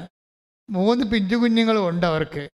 ഈ 3 പിഞ്ചു കുഞ്ഞുങ്ങളെയും കൊണ്ട് ഈ മുടന്തനായ ഭർത്താവും മുടന്തനായ ഭാര്യയും ഗർഭിണിയായി വയറും വലിച്ചുകൊണ്ട് ഉടമ്പടി എടുക്കാൻ വരും. പക്ഷെ അവർ മുകളിൽ കയറും, പക്ഷെ ഉടമ്പടി അവർക്ക് എടുക്കാൻ പറ്റത്തില്ല. അവർക്ക് ഇരിക്കാൻ പറ്റണില്ല. അവർക്ക് ഇരിക്കാൻ പറ്റണില്ല. അവർക്ക് ഇരിക്കാൻ പറ്റാതെ പകുതി ഉടമ്പടി ക്ലാസ് ആകുമ്പോൾ അവർ ഇറങ്ങി കഷ്ടപ്പെട്ട് വേദനിച്ച് അവർ ഇറങ്ങിപ്പോരും. ഇറങ്ങി നേർച്ച വസ്തുക്കളൊക്കെ മേടിച്ചുകൊണ്ട് പോകും. ബാക്കിയുള്ള ഉടമ്പടി അല്ലാത്ത നേർച്ച വസ്തുക്കൾ കിട്ടത്തില്ലേ, അതൊക്കെ വാങ്ങിച്ചുകൊണ്ട് പോകും. എന്നിട്ട് പിന്നീട് അവരെ ആ നേർച്ച വസ്തുക്കളൊക്കെ ഉപയോഗിച്ചും പ്രാർത്ഥിച്ചും ഒക്കെ ഈ ദിവ്യയുടെ കൂടെ, അതൊരു മെൻറ്റർഷിപ്പല്ലേ ഉള്ളത്, അവിടെ കൂടെ ഇവളുടെ ഡെസ്റ്റിനേഷനിലേക്ക് അവൾ പോവുകയാണ്. അവൾ അവസാനം ആശുപത്രി പോകും, ഓപ്പറേഷൻ നടത്തും. ആ സമയത്തെല്ലാം കുഞ്ഞിൻ്റെ വയറ്റിൽ ആരുടെങ്കിലും വാങ്ങിച്ച് തൈലം പൂശും, പ്രാർത്ഥിക്കും, ഉപ്പ് ഭക്ഷണത്തിൽ അവൾ കഴിക്കും, കൃപാസനം മാതാവിൻ്റെ കാശുരൂപം സൂക്ഷിക്കും. അപ്പോൾ മാതാവിൻ്റെ സാന്നിധ്യം എന്ന് മാത്രമായിട്ട് ഈ കുഞ്ഞിനെ 28 ദിവസം ഇവൾ കാണത്തില്ല. പക്ഷേ കുഞ്ഞ് പ്രസവിച്ച് കഴിയുമ്പോൾ അല്ലെങ്കിൽ ഓപ്പറേറ്റ് ചെയ്ത് കഴിയുമ്പോൾ അമ്മ ഈ പറഞ്ഞ പോലെ തന്നെ കുഞ്ഞിൻ്റെ ചങ്കിലോട്ട് കയറിയിരുന്ന കുടലിനെ താഴേക്ക് ഇറക്കിയിട്ട് നോർമൽ ബോഡിയാക്കി കളയും. അപ്പം അത് കർത്താവ് കൂടെ ഉണ്ടാകും. അതാ കർത്താവിന് വേണ്ടി ഒരു കാര്യം വിശ്വാസം പ്രഖ്യാപിച്ചു കഴിഞ്ഞാൽ എല്ലാവരും ഇട്ടച്ചും പോയാലും കർത്താവ് ഇട്ടച്ചും പോകത്തില്ല. അത് കർത്താവ് ചെയ്യും. പക്ഷെ ചെയ്യുമെങ്കിലും ചെറിയ ഒരു ബ്ലീഡിങ് വരും ഉള്ളിൻ്റെ ഉള്ളിൽ. അതായത് അകത്തെ വാൽവിൽ ഒരു ചേഞ്ചിങ് വന്നിട്ട് ചെറിയ ഒരു ബ്ലീഡിങ് വരും. അതായത് അത് 28 ദിവസം ഇങ്ങനെ അവർ വെന്റിലേറ്ററല്ല ICUവിൽ കിടക്കും. അപ്പോൾ 28 ദിവസം കുഞ്ഞിനെ കാണാൻ പറ്റത്തില്ല അവർക്ക്. അപ്പോൾ 28 ദിവസം ട്രീറ്റ്മെൻറ്റിൽ കിടക്കുമ്പോൾ കാശുരൂപം മാത്രം കുഞ്ഞിൻ്റെ തൊട്ടിൽ വെച്ച് കൊടുക്കും മാതാവിൻ്റെ. അമ്മയോട് പറയും, അമ്മേ എനിക്ക് കുഞ്ഞിനെ കാണാൻ പറ്റത്തില്ല, പക്ഷേ അമ്മയ്ക്ക് കുഞ്ഞിനെ കാണാൻ പറ്റും. അമ്മ ഈ കുഞ്ഞിനെ സുഖപ്പെടുത്തി എനിക്ക് 4ാമത്തെ കുഞ്ഞായിട്ട് തിരിച്ചു തരണമെന്ന് പറയും. അപ്പം ഇങ്ങനെ ഓരോ സമയത്തും നല്ല മെൻറ്ററെ പോലെ ഈ ദിവ്യ ഇവരെ സപ്പോർട്ട് ചെയ്തുകൊണ്ടിരിക്കും. പിന്നെ ഭർത്താവും അവരെ കുറെ ഭർത്താവിന് അവളുടെ ഹെൽത്ത് ഉദ്ദേശിച്ചിട്ടാണ് അയാളങ്ങനെ പറഞ്ഞതെങ്കിലും ആ വിശ്വാസ പ്രഖ്യാപനത്തിൽ കുടുംബം മൊത്തമായിട്ട് വിജയിക്കും. ഈ കുഞ്ഞിനെ ജീവനോടെ കിട്ടിയിട്ട് അവർ കഴിഞ്ഞ ദിവസം ഇവിടെ ഒന്ന് സാക്ഷ്യം പറയും. അതിൻ്റെ അകത്ത് ഒന്ന് കഴിഞ്ഞ വലിയ ശനിയാഴ്ച വന്ന ഒരു സാക്ഷ്യമാണ്. 1 കൊല്ലം ദൈവം അവരിൽ പ്രവർത്തിച്ചിട്ട് ദൈവം ആ ഫയല് ഭയങ്കരമായിട്ട് നല്ല ക്ലിയറായിട്ട് ക്ലോസ് ചെയ്യുന്നുണ്ട്, ഭംഗിയായിട്ട് ക്ലോസ് ചെയ്യുന്നു. അവർ സുവിശേഷത്തിന് വലിയ സാക്ഷികളായിട്ട് അവരെ മാറ്റുന്നു. പക്ഷെ അവിടെ വരണത് ഇക്കാലങ്ങളിൽ നമ്മൾ കണ്ടിരിക്കുന്നത് ഈ വീണു പോകുന്ന ആൾക്കാരെ ദൈവത്തിൻ്റെ നാമത്തിൽ വിശ്വാസത്തിൽ ഉറപ്പിച്ച് നിർത്തുന്ന അതിനാണ് മെൻറ്റർ എന്ന് പറയണത്. ഉടമ്പടിയിലെ പ്രഖ്യാപിതമായ ദൈവദൗത്യമാണ് മെൻറ്ററിങ് എന്ന് പറയുന്നത്, മരിയൻ മെൻറ്റർ. അതായത് ക്രിസ്തുവിലെ ഒരാളെ താങ്ങി നിർത്തുക, വിശ്വാസ വീഴ്ചകളിൽ വീണു പോകാതെ നിലനിർത്തുക, ക്രിസ്തുവിനെ അറിയിക്കുക, അറിഞ്ഞവരെ ആഴപ്പെടുത്തുക. ഇങ്ങനെയുള്ള ഒരു വലിയ നടപടിക്രമമാണ് എന്നെ ഇവിടെ എത്തിച്ചത്. മാതാവ് പ്രത്യക്ഷപ്പെടുന്ന രീതിയിലും ഉടമ്പടി പ്രാർത്ഥന നൽകുന്ന രീതിയിലും അതിൽ 10,000 സാക്ഷ്യം വഹിച്ചുകൊണ്ട് ദൈവത്തെ കൈമാറ്റി മാറുന്ന രീതിയിലേക്ക് ഉയർത്തിയതിൻ്റെ പേരിൽ ഈ മെൻറ്ററിങ് ആവുള്ളത്. എന്താ, ഞാൻ എൻ്റെ കുഞ്ഞുനാളിൽ 6ാം ക്ലാസ്സിൽ പഠിക്കുമ്പോൾ ഞങ്ങളുടെ ഒക്കേഷൻ പ്രൊമോട്ടറായിട്ട് ദേവിളിയുടെ പ്രൊമോട്ടർ അവിടെ വരും. അങ്ങേരെന്ന് പറഞ്ഞ വാക്ക് ബോർഡിൽ എഴുതിയിട്ട് ഞാൻ ഇപ്പോൾ ഓർക്കുന്നുണ്ട്, നിങ്ങൾ ലോകം മുഴുവനും പോടാം, എല്ലാ സൃഷ്ടികളോടും സുവിശേഷം പ്രസംഗിക്കണം. അപ്പം ഞാൻ ഫ്രണ്ട് ബെഞ്ചിൽ ഇരിക്കുകയാണ്. ഞാൻ എല്ലാ കാലങ്ങളിലും ചെറിയ പൊക്കമായി ഇല്ല, ആരോഗ്യമില്ലാത്ത കൊണ്ട് എപ്പോഴും നമ്മൾ ഫ്രണ്ടിലേയാണ് ഇരിക്കണത്. ബാക്കിൽ പോയാൽ പിള്ളേർ തള്ളി തന്നെ മാറ്റും അവിടെ ഞാൻ പിന്നെ മുമ്പിൽ തന്നെ വന്നിരിക്കും എല്ലാ കാലങ്ങളിലും. അപ്പോഴേ അവിടെ ഞാൻ ആദ്യം കണ്ട വാക്കാണ് അന്ന് എനിക്ക് വചനമൊന്നും അറിയാൻ പാടില്ല. അന്ന് വചനം മലയാളത്തിലാക്കിയിട്ടുമില്ല. എവങ്കേലിയം എന്ന് പറഞ്ഞ ബൈബിളിൽ പള്ളിയിലൊരു പുസ്തകമുണ്ട്, അത് നമുക്കൊന്നും വായിക്കാൻ കിട്ടത്തില്ല. അപ്പോഴേ ആ ഒരു കാലമായിരുന്നു 66 മറ്റേ കാലം. അപ്പം നിങ്ങൾ ലോകം മുഴുവനും പോവുക, എല്ലാ സൃഷ്ടികളോടും സുവിശേഷം പ്രസംഗിക്കുക. അപ്പോൾ എൻ്റെ മനസ്സിൽ വന്നതാണ് ഇങ്ങനെ കർത്താവിനെ എല്ലാവരെയും അറിയിക്കണമെന്ന്. അത് എനിക്കറിഞ്ഞിട്ട് ഞാൻ എൻ്റെ മനസ്സിൽ തന്നതല്ല, ദൈവം മനഃപൂർവ്വം ഇടിച്ചു കുത്തി എൻ്റെ മനസ്സിലോട്ട് ഇറക്കി തന്നതാ. ഇതാണ് നിൻ്റെ വഴി, നീ ഇതിലേ പോകാൻ പറഞ്ഞത്. പിന്നെ ഞാൻ 10ാം ക്ലാസ്സിലെത്തിയപ്പോൾ യേശുദാസ് അച്ഛൻ വന്ന് IMSൽ മരിച്ചുപോയി. ഇപ്പോൾ അദ്ദേഹം വന്ന് ബോർഡ് എഴുതിയ വാക്കാണ്, വിളവ് അധികം വേലക്കാരോ ചുരുക്കം. വിളവിൻ്റെ വയലിലേക്ക് വേലക്കാരെ വിളിക്കാനും പ്രാർത്ഥിക്കണം, അപ്പോഴും കർത്താവിൻ്റെ വേലക്കാരനാകണം എന്നുള്ള ചിന്ത. അത് ഞാൻ മൈനസമാരി ചേർന്നിട്ട് എൻ്റെ പഴയ നോട്ട് പുസ്തകങ്ങളുടെ ബാക്കി 10ാം ക്ലാസ്സിൽ പഠിച്ച് എഴുതി മാറ്റിയതിൻ്റെ ബാക്കി എല്ലാ നോട്ട് പുസ്തകത്തിൻ്റെ ബാക്കിൽ 5-8 പേജ് എഴുതാത്തതുണ്ടാവും. അപ്പം ഞാൻ വീട്ടിൽ നിന്ന് അതെല്ലാം കുത്തിക്കെട്ടിയെടുത്ത് ഓണത്തിന് പോയപ്പോൾ ആ പഴയ നോട്ട് ബുക്കിലെ പേജുകളെല്ലാം കുത്തിയെടുത്ത് ബ്ലേഡ് കൊണ്ട് മുറിച്ചെടുത്തിട്ട് അതിന് തന്നെത്താൻ ഒരു ബൈൻഡൊക്കെ ഒപ്പിച്ച് ഒരു നോട്ട് ഡയറി പോലെ ഞാൻ സൂക്ഷിക്കുമായിരുന്നു. അപ്പം അതിൻ്റെ അകത്ത് ആദ്യം പേജ് എഴുതിയിരിക്കണ ഇതാണ്: ലോകം മുഴുവനും പോവുക, എല്ലാ സൃഷ്ടികളോടും സുവിശേഷം പ്രസംഗിക്കുക. അന്ന് പ്രേക്ഷിത വിഷൻ സൺഡേക്ക് ലേഖനം എഴുതിയതും ഞാൻ ഈ പ്രേക്ഷിത പ്രവർത്തനത്തെക്കുറിച്ചാണ്. പ്രേക്ഷിത പ്രവർത്തനത്തിന് വേണ്ടി നമ്മൾ ആ പ്രേക്ഷിത പ്രവർത്തനമാണ് ഇന്ന് ഉടമ്പടിയിലൂടെ ദൈവം നിങ്ങളെക്കൊണ്ട് ചെയ്യിക്കുന്നത്. ക്രിസ്തുവിനെ അറിയാത്തവർ അറിയിക്കുക, അറിഞ്ഞവരെ ആഴപ്പെടുത്തുക. അത് ദൈവം ആദ്യം നമുക്ക് തന്നതാ.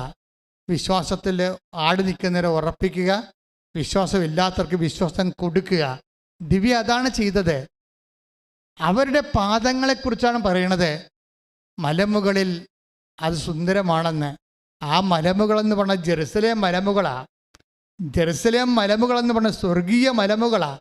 സ്വർഗത്തിലൂടെ പാദങ്ങൾ തിളങ്ങണം എന്നാണ് പറയണത്. ശ്രുതികട്ടെ ഹല്ലേലൂയ.